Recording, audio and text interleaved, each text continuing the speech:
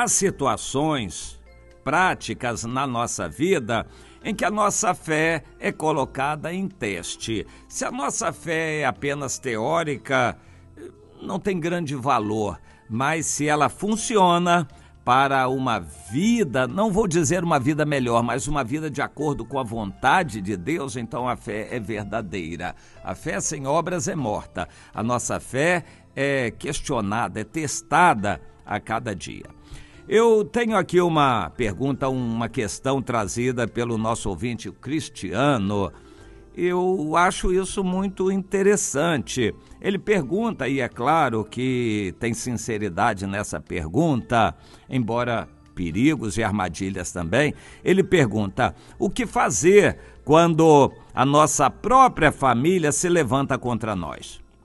Devemos abaixar a cabeça e nos afastarmos, enfim, o que fazer? Nos humilhamos diante da família ou, enfim, o que fazemos? Levantamos a voz e nos opomos, discutimos, ou simplesmente para não brigar a gente se afasta?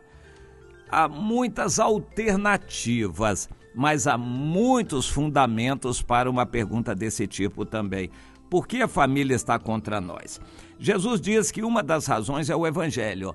Quando o Evangelho entra numa casa, ficam 2 contra 3 e 3 contra 2, porque apesar de sermos parentes e podermos ter uma boa convivência, mas é inevitável que 2 vão estar a favor de Deus e 3 contra, ou vice-versa. Não tem jeito, há uma divisão. A luz e as trevas é difícil conviverem. Nós temos que procurar uma maneira pacífica, porque a Bíblia diz que a gente deve procurar viver em paz com todos os homens, se possível. Portanto, tem que procurar saber a razão. Você está com a vida limpa, reta diante de Deus, trabalha direitinho, é fiel, cumpre suas obrigações, etc. Qual a idade, sua idade e que família é essa? É bom sempre esses aspectos serem considerados. Se é um jovem adolescente que está no Senhor e há parentes, irmãos e pais que não são do Senhor, ele tem que abaixar a cabeça assim, se submeter, a menos que fique insustentável a situação. Por exemplo, os pais proibindo formalmente de seguir a Jesus. Aí ele tem que tomar uma providência. Quem não deixar pai e mãe por amor de mim não é digno de mim, Jesus falou.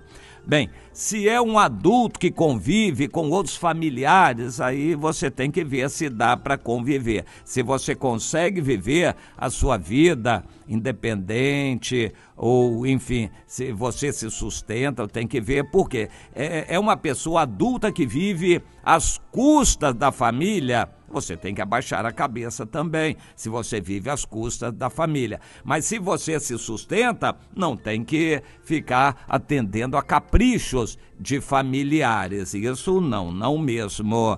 É clara a instrução bíblica a esse respeito. Você é um homem, uma mulher, você tem uma responsabilidade na família com seus filhos. Então não tem jeito de fugir. É homem, a mulher não é crente, você tem que assumir a responsabilidade, não pode fugir, não se separe também. Mesma coisa a mulher, seu marido não é crente, mas você tem responsabilidade por causa dos filhos, não se separe, é ordem do Senhor, 1 Coríntios 7. Bom, são várias então as situações. Você está numa casa, cria ou toma conta de uma mãe que já é idosa, você tem que cuidar dela, mas não necessariamente satisfazer as manias dela. Se a casa é sua, quem manda é você. Então esses aspectos têm que ficar muito claros. Você é uma pessoa que serve ao Senhor e tem uns parentes que não moram com você, moram em outras casas que se levantam contra você. Neste caso, é guerra espiritual, você segue o seu caminho, procura evitar aquelas pessoas para evitar o confronto. Se o confronto é inevitável, você deixe clara a sua posição, não eleve a voz, não precisa brigar, discutir, mesmo porque a discussão não vai levar a nada, então você procure evitar seguir o seu caminho, mesmo porque vai ficar perdendo tempo se ficar discutindo com eles. Então siga o seu caminho. Como você pode ver, são várias as alternativas que existem para esta pergunta. A gente tem que saber quem é família. É muito importante, a Bíblia faz uma diferenciação entre família, que é marido, mulher e filhos. Quando muito, um idoso pai ou mãe que vive com você, isto é uma família que você tem responsabilidade diante de Deus por ela. Mas parentes, isso é outra conversa. Tome cuidado, parentes você tem que colocar nos respectivos lugares para um relacionamento correto, de tal forma que os parentes não influenciem a sua vida, muito menos determinem o que você deve fazer.